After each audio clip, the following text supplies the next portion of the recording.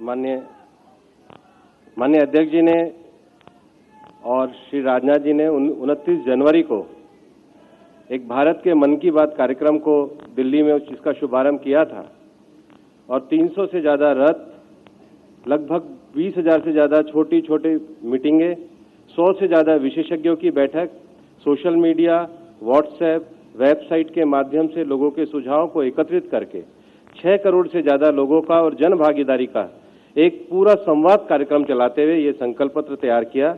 और मैं इस अवसर पर निवेदन करना चाहूँगा, हमारे बीच में हमारे यशस्वी प्रधानमंत्री श्री नरेंद्र मोदी जी हैं, उनसे कि संकल्प पत्र समिति के अध्यक्ष माननीय राजनाथ जी के द्वारा कृपया इस संकल्प पत्र को जनता को समर्पित करने के कार्यक्रम को करिए। मैं मंच के सभी वरिष्ठ हमारे नेताओं से भी निवेदन करूंगा कि ये जो संकल्प पत्र है, ये संकल्प पत्र देश की जनता को समर्पित किया जाएगा। ये संकल्प पत्र 6 करोड़ से ज्यादा लोगों के साथ सीधा उनकी भावनाओं को, विषयों को, उनके उद्गारों को, उनकी अपेक्षाओं को, उनकी आकांक्षाओं को, सबको इसमें समाहित करते हुए और ये जो 5 वर्ष की एक सफल सरकार ने जो गरीब कल्याणकारी कार्य किए हैं उसको आगे बढ़ाने के लिए हम सभी इस संकल्प पत्र अब जनता को समर्पित किया जाता है।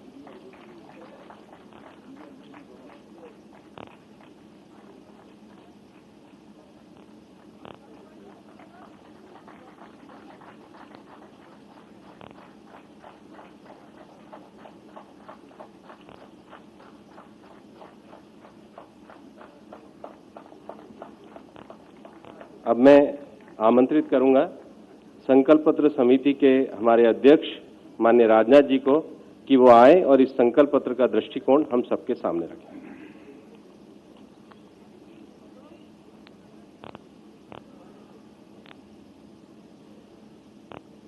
देश के यशस्वी प्रधानमंत्री आदरणीय मोदी जी, हमारे भारतीय जनता पार्टी के राष्ट्रीय अध्यक्ष आदरणीय अमित जी शाह, हमारी भारत सरकार की विदेश मंत्री बहन सुषमा जी, भारत सरकार के वित्त मंत्री श्रीमान अरुण जेटली जी, श्रीमान थावरचंद जी गहलोत, भारत सरकार के सामाजिक न्याय मंत्री, और हमारे अखिल भारतीय संगठन मंत्री श्रीमान रामलाल जी, इस कार्यक्रम में मौजूद सभी सम्मानित देवियों एवं सज्जनों और हमारे सभी सम्मानित पत्रकार मित्रों, अभी आपके समक्ष संकल्प पत्र हमारे आदरणीय प्रधानमंत्री जी के द्वारा और आदरणीय अध्यक्ष जी के द्वारा विमोचित हुआ है। यह संकल्प पत्र कैसे तैयार हुआ है, इसके संबंध में बहुत ही संक्षिप्त में आप सबको मैं जानकारी देना चाहूंगा। 2009 लोकसभा चुनाव के लिए यह संकल्प पत्र बनाने के लिए हमारे राष्ट्रीय अध्यक्ष जी ने मेरी अध्यक्षता में एक समिति का गठन किया और मेरे साथ 12 लोगों को भी उसमें नामित किया था और संकल्प पत्र को मल्टी डायमेंशनल बनाने के लिए 12 श्रेणियों में भी उसे विभाजित किया था। इतना ही नहीं बल्कि हर विषय के लिए एक अलग से सब कमेटी भी उन्होंने बनाई थी। इन सारी कमेटी और सब कमेटीज ने अपने अपने विषयों पर बहुत ही व्यापक विचार किया है, गंभीरतापूर्वक विचार किया है, जिसके फलस्वरूप आज यह संकल्प पत्र एक विजनरी और वेरी प्रैक्टिकल दस्तावेज बन पाया है, जिसे आप सबके समक्ष आज प्रस्तुत किया गया है। मित्रों, इस संकल्प पत्र के माध्यम से हम नए भारत के निर्माण में 130 करोड़ देशवासियों की आकांक्षाओं को विजन डॉक्यूमेंट के रूप में प्रस्तुत कर रहे हैं। यह संकल्प पत्र आपके बीच रखते हुए मुझे संतोष की ही अनुभूति नहीं हो रही है, बल्कि गौरव की भी अनुभूति हो रही है कि हमारे संकल्पों में करोड़ों देशवासियों की सहभागिता का भी पूरी तरह से समावेश है।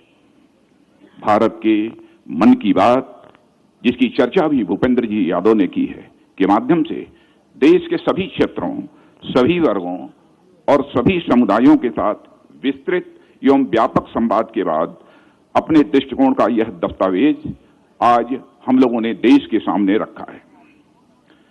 इस दस्तावेज में जितने भी हमने संकल्प दर्ज किए हैं, उसके माध्यम से हम नए भारत के निर्माण की ओर कदम बढ़ा रहे हैं, जो हमारी प्रतिबद्धता है और हमारे प्रधानमंत्री जी की प्रतिबद्धता है। 2014 के बाद हमारे यशस्वी प्रधानमंत्री मोदी जी के नेतृत्व में देश विकास की राह पर तेजी के साथ बढ़ा है। जैसा अभी राष्ट्रीय अध्यक्ष जी ने बताया कि वर्ल्ड की इस समय फास्टेस्ट ग्रोइंग इकोनॉमी यदि किसी कंट्री की है तो भारत की है। अंतर्राष्ट्रीय जगत में भारत की प्रतिष्ठा बढ़ी है और हम अब धीरे धीरे वर्ल्ड की टॉप 3 कंट्रीज में, इकोनॉमी की साइज को लेकर वर्ल्ड की टॉप 3 कंट्रीज में आना चाहते हैं। यह हमारा संकल्प है। 2014 के पहले यूपीए के शासनकाल में ठप पड़े विकास को पुनः पटरी पर लाना, यह हमारी सरकार के लिए बहुत चुनौती भरा काम था, परंतु हमारी सरकार ने इस चुनौती को स्वीकार किया और इस संबंध में हमने कामयाबी भी हासिल की। जहां तक हमारे प्रधानमंत्री जी का प्रश्न है और उनके नेतृत्व की सरकार, इन दोनों के प्रति मैं विश्वास के साथ कह सकता हूं कि देश की जनता का विश्वास भी बढ़ा है और विश्वास ही नहीं बढ़ा है बल्कि देश की जनता का भरोसा भी उनके प्रति बढ़ा है। इसमें भी कहीं दो मत नहीं है कि विकास का चक्का इस समय तेजी के साथ चलना प्रारंभ हुआ है। जहां आवश्यक हुआ है चेंजेज करने में भी रंच मात्र संकोच नहीं किया है। जहां तक देश की बाह्य और आंतरिक सुरक्षा का प्रश्न है, उसको सुनिश्चित करने के लिए हमने भरपूर प्रयत्न किया है और देशवासियों के मन में सुरक्षा का भाव भी पैदा करने में काफी हद तक कामयाबी हासिल की है। यह सब करते हुए हमने एक रेस्पॉन्सिबल, एक सेंसिटिव और एक फॉर्म कन्विक्शन वाली सरकार की मिसाल देशवासियों के समक्ष प्रस्तुत की है। हमारी सरकार ने पीपुल पार्टिसिपेशन को गुड गवर्नेंस का एक महत्वपूर्ण अंग माना है। हमने पॉलिसी मेकिंग में भी लोगों की भागीदारी तय की है और इस संकल्प के निर्माण में भी जन भागीदारी को पूरी तरह से सुनिश्चित करने की भरपूर कोशिश की है। भारत के मन की बात को जानने के लिए हम लोगों ने एक लंबा कार्यक्रम चलाया है। हमने करोड़ों लोगों से संपर्क किया है और अलग अलग माध्यम से लाखों सुझाव भी हमको प्राप्त हुए हैं। लगभग 300 रथ, लगभग 7,700 सुझाव पेटियां और 110 से अधिक संवाद कार्यक्रम और 4,000 से अधिक भारत के मन की बात के कार्यक्रम यह संपन्न हुए हैं। इतना ही नहीं, हम लोगों ने सोशल मीडिया का भी सहारा लिया है। सोशल मीडिया के माध्यम से भी लोगों के मन की बात को समझने की हम लोगों ने अपनी तरफ से भरपूर कोशिश की है। साथ ही विशेषज्ञों के साथ भी हमारे टीम के जो प्रमुख सदस्य थे उनका बैठना हुआ है, हम लोगों का भी उनके साथ बैठना हुआ है, उनके साथ भी हम लोगों ने परामर्श किया है। जहां तक इस संकल्प पत्र का प्रश्न है, हमारा संकल्प पत्र पिछले 5 वर्षों की उपलब्धियों को आधार मानकर अगले 5 साल में हम आगे ले जाने के लिए देश को हम अपना यह दृष्टि पत्र आज प्रस्तुत हम लोगों ने किया है। 130 करोड़ देशवासियों की आकांक्षा को पूरा करने वाला यह हमारा संकल्प पत्र है। आजादी के 75 वर्ष पूरे होने पर जिस नए भारत के निर्माण के प्रति हमारी सरकार की प्रतिबद्धता है, उसे दोहराते हुए यह संकल्प पत्र आज आदरणीय प्रधानमंत्री जी की, आदरणीय अध्यक्ष जी के द्वारा देश को समर्पित किया गया है। मित्रों, मैं यह भी कहना चाहूंगा, जब भी चुनाव होते हैं बराबर घोषणा पत्र और तरह तरह के नामों से माने मैनिफेस्टो हर राजनीतिक पार्टी के द्वारा जारी किया जाता है। इतना ही नहीं, चुनावों के द्वारा राजनीतिक पार्टी के नेताओं के द्वारा लोगों से तरह तरह के वादे किए जाते। जो भी वादे नेताओं के द्वारा पहले किए गए, शायद वह आंशिक रूप से पूरे हो गए होते तो आज हमारा भारत दुनिया का सबसे ताकतवर देश बन गया होता, हमारा भारत दुनिया का धनवान देश बन गया होता। नेताओं की कृति और कथन, वर्ड्स और डीड्स, इनमें अंतर होने के कारण ही भारत में एक विश्वास का संकट, क्राइसिस ऑफ क्रेडिबिलिटी पैदा हुई है। और मैं कहना चाहूंगा कि हमारे प्रधानमंत्री जी का बार बार आग्रह रहता है कि भारत की राजनीति में जो है क्राइसिस ऑफ क्रेडिबिलिटी पैदा हुई है, इसको भी हमें चुनौती के रूप में स्वीकार करना है। और मैं कह सकता हूं कि 2014 में जो हम लोगों ने घोषणा पत्र जारी किया था, उसमें मैं पार्टी का राष्ट्रीय अध्यक्ष था। हमारे प्रधानमंत्री जी के नेतृत्व में इस सरकार ने उसे पूरा करने की अपनी तय भरपूर कोशिश की है। जो कहा था उसे किया था, यानी क्राइसिस ऑफ क्रेडिबिलिटी को हम लोगों ने चुनौती के रूप में स्वीकार किया है और हम उस पर विजय प्राप्त करने में भी कामयाब रहे हैं। मैं इस संकल्प पत्र के कुछ प्रमुख बिंदुओं की तरफ आपका ध्यान आकर्षित करना चाहूंगा। विस्तार में यदि मैं जाऊंगा तो लंबा समय लगेगा। जहां तक इस संकल्प पत्र का प्रश्न है, यह वेबसाइट पर अपलोड हो चुका है, आप लोगों तक थोड़ी ही देर में पहुंच जाएगा या पहुंच गया होगा। राष्ट्रवाद के प्रति हमारी पूरी प्रतिबद्धता है और इतना ही नहीं, आतंकवाद का जहां तक प्रश्न है उसके प्रति हमारी जीरो टॉलरेंस की पॉलिसी थी, है और जब तक आतंकवाद समाप्त नहीं होगा तब तक हमारी यह जीरो टॉलरेंस की पॉलिसी आतंकवाद के प्रति रहेगी। यूनिफॉर्म सिविल कोड, इसके प्रति, इसको लागू करने के प्रति हमारी प्रतिबद्धता थी, है, इस काम को करेंगे। भारत में होने वाले इनफिल्ट्रेशन, अवैध घुसपैठ को रोकने के लिए जितनी भी सख्ती करनी होगी हम वो सख्ती करेंगे, लेकिन घुसपैठ को पूरी तरह से रोकेंगे। सिटीजनशिप अमेंडमेंट बिल के बारे में भी स्पष्ट करना चाहता हूं कि बिल्कुल दो टूक शब्दों में, सिटीजनशिप अमेंडमेंट बिल को हम संसद के दोनों सदनों से पास कराएंगे और उसे हम लागू करेंगे। लेकिन यह भी आश्वस्त करना चाहते हैं, हम किसी भी राज्य की, चाहे कल्चरल हो अथवा लिंग्विस्टिक हो, आइडेंटिटी पर आंच नहीं आने देंगे। जो भी उनकी पहचान है उसकी पूरी तरह हम प्रिजर्व करेंगे उसे, और उसे हम पूरी तरह से प्रोटेक्ट करेंगे। सब मिला जुला कर कहना हो तो मैं कह सकता हूं कि देश की सुरक्षा के साथ हमारी सरकार किसी भी सूरत में समझौता नहीं करेगी। राम मंदिर का जहां तक प्रश्न है, पिछले चुनावी घोषणा पत्र में भी हम लोगों ने जो संकल्प किया था उसी संकल्प को हम दोहराते हैं। सभी संभावनाओं को तलाश करेंगे और हमारा यह प्रयत्न होगा कि जल्दी से जल्दी सौहार्दपूर्ण वातावरण में भव्य राम मंदिर का निर्माण हो जाए। मैं यहां पर जो इस देश का सबसे बड़ा प्रोड्यूसर और सबसे बड़ा कंज्यूमर है, फार्मर, उसके बारे में कहना चाहूंगा। हमारे प्रधानमंत्री जी ने शासन की बागडोर संभालते ही कहा था कि हम 2022 आते आते किसानों की आमदनी दोगुना करेंगे। यह हम फिर से अपने उसी संकल्प को दोहरा रहे हैं और उस दिशा में हम 5 वर्षों में तेजी से आगे बढ़े हैं। इस संकल्प पत्र में यह भी कहा है कि 1 लाख तक का जो क्रेडिट कार्ड पर लोन मिलता है, 1 लाख तक का क्रेडिट कार्ड पर जो लोन मिलता है, उस पर 5 वर्षों के लिए रेट ऑफ इंटरेस्ट 0% होगा। 0% ब्याज दर पर 1 लाख का वो कर्ज लेंगे। ग्रामीण क्षेत्रों का विकास, हमारी यह धारणा है कि जब तक इस देश के किसानों का विकास नहीं होगा, जब तक इस देश के गांवों का विकास नहीं होगा, तब तक सचमुच हमारे देश के विकास का जो स्वप्न है वह साकार नहीं हो पाएगा। इसीलिए दृढ़ इच्छा शक्ति का परिचय देते हुए हम लोगों ने फैसला किया है कि हमारे प्रधानमंत्री जी ने, अध्यक्ष जी ने, कि 25 लाख करोड़ तक का ग्रामीण क्षेत्र के विकास पर 5 वर्षों में खर्च करेंगे। 25 लाख करोड़। अभी हाल में ही एक किसान सम्मान निधि योजना आदरणीय प्रधानमंत्री जी के द्वारा लॉन्च की गई थी। यानी एक इनकम सपोर्ट था इस देश के किसानों के लिए। 6,000 रुपया प्रति वर्ष जिनके पास 2 हेक्टेयर से कम की जमीन है उनको दिया जाएगा। पहली किस्त जा चुकी है, दूसरी किस्त जाने वाली है। लेकिन मैं यहां प्रशंसा करना चाहता हूं प्रधानमंत्री जी की संवेदनशीलता को। जब इनके साथ इस संकल्प पत्र को तैयार करने के लिए बैठे थे तो उन्होंने ये कहा, प्रधानमंत्री जी ने, कि मुझे कुछ अजीबोगरीब लगता है कि हम कोई भी लाभ यदि देना है तो केवल कुछ ही लोगों तक हम क्यों सीमित रखना चाहते हैं। 2 हेक्टेयर तक का ही किसान नहीं, बल्कि जो भी किसान होगा उस सभी किसानों को हम यह इनकम सपोर्ट 6,000 रुपये का देंगे। यह जो है उन्होंने कहा और उसको हम लोगों ने अपने संकल्प पत्र में शामिल किया है।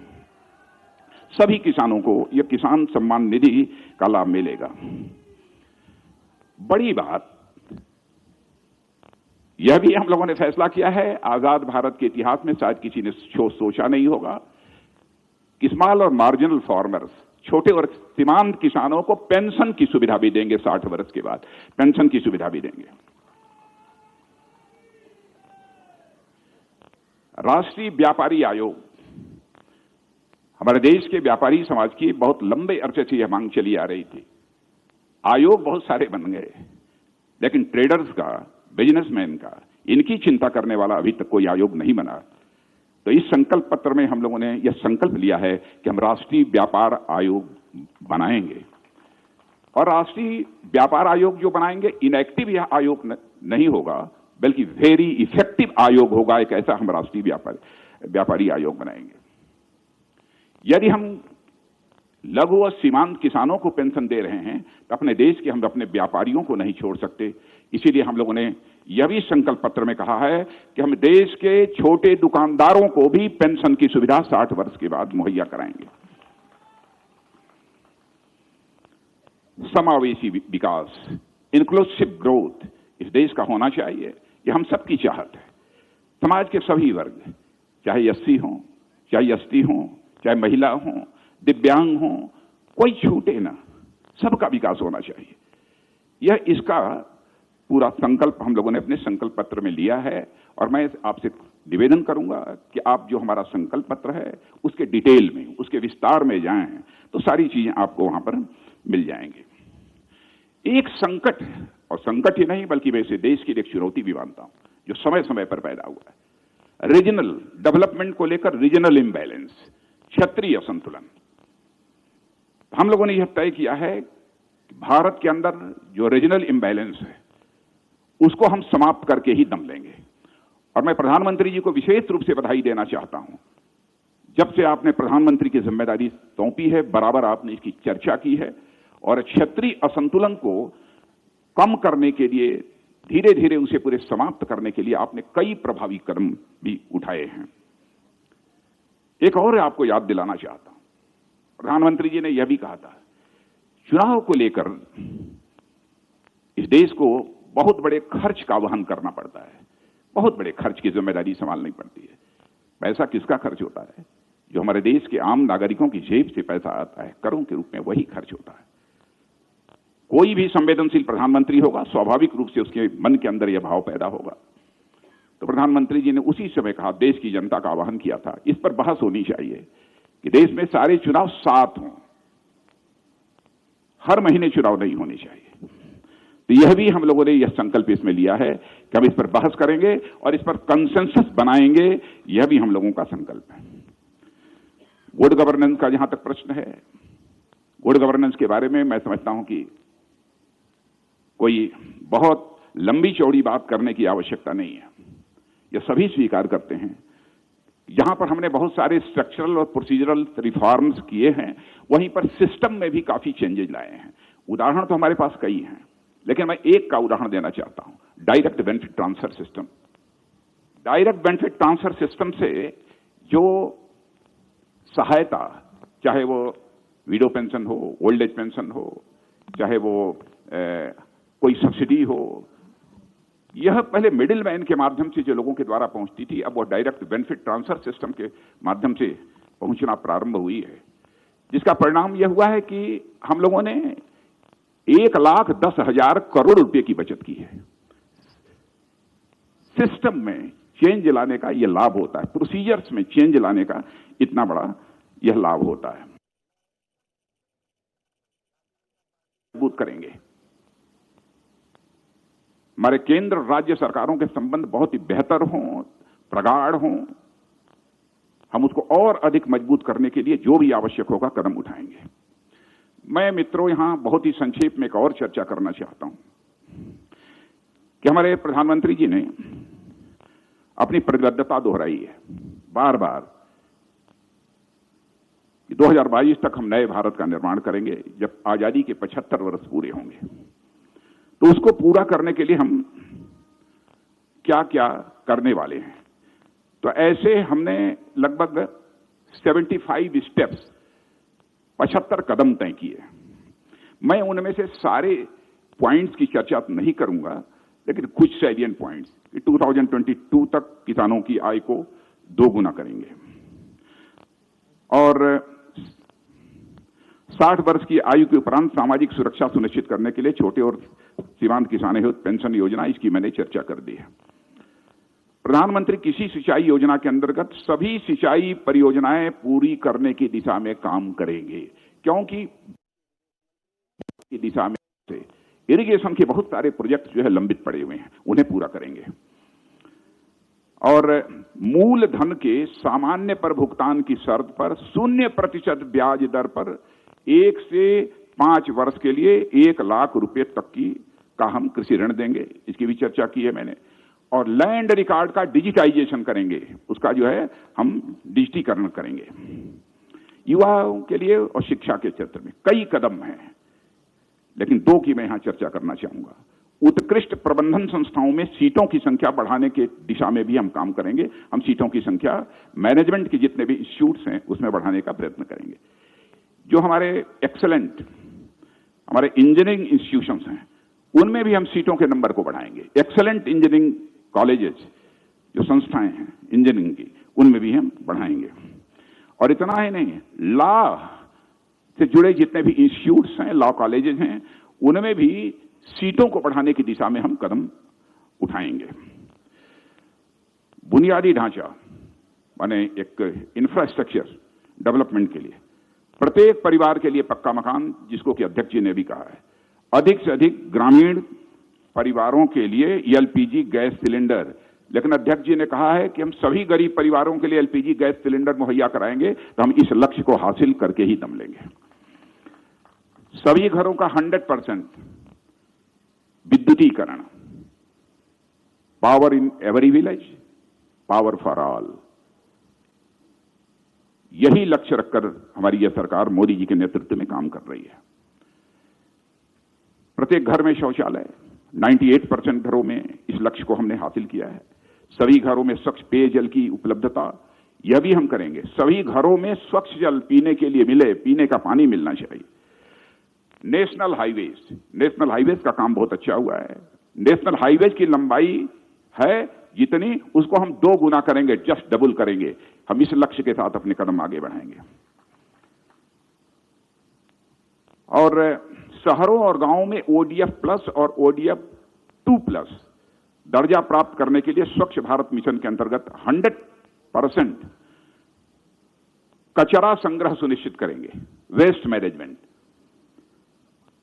175 गीगावाट रिन्यूएबल एनर्जी, नवीकरणीय ऊर्जा क्षमता के लक्ष्य को हम प्राप्त करेंगे। रेलवे की दृष्टि से 2022 तक सभी जितने भी रेल पटरियां हैं, कोशिश यही होगी कि लगभग अधिकांश रेल पटरियों का ब्रॉड गेज में परिवर्तन हो जाए।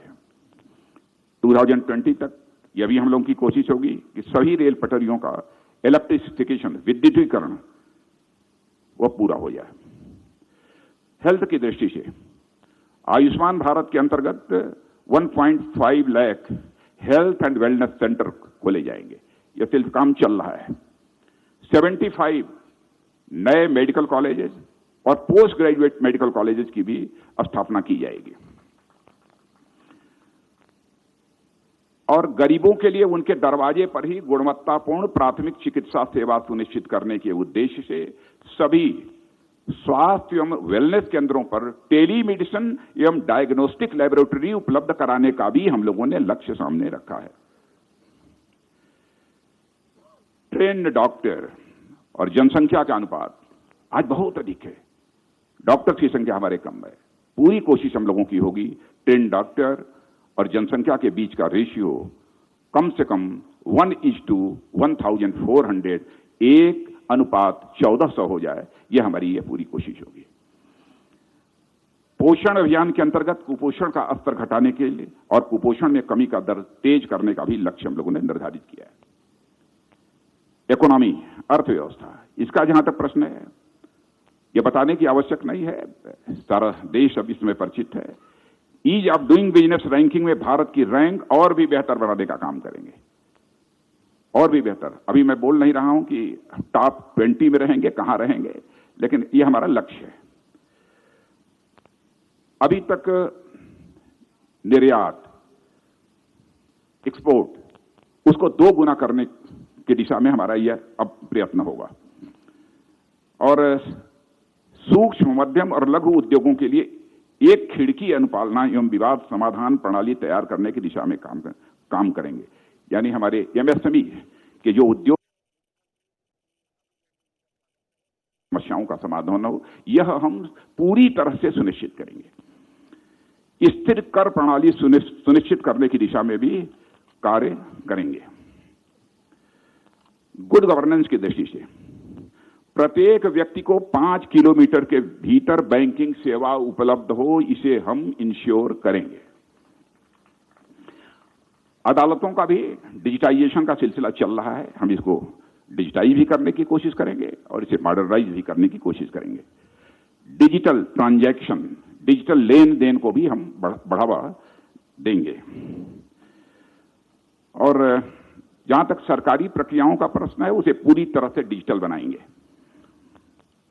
इंक्लूसिव ग्रोथ, सभी बच्चों का टीकाकरण इस काम को हुआ है और सभी सरकारी इमारतों को सुगम बनाने का भी प्रयास करेंगे। हर आदिवासी स्वतंत्रता सेनानी, हम 6 आदिवासी स्वतंत्रता सेनानी संग्रहालयों के निर्माण का कार्य हम पूर्ण करेंगे आदिवासियों के लिए, जो उनके स्वतंत्रता सेनानी हैं।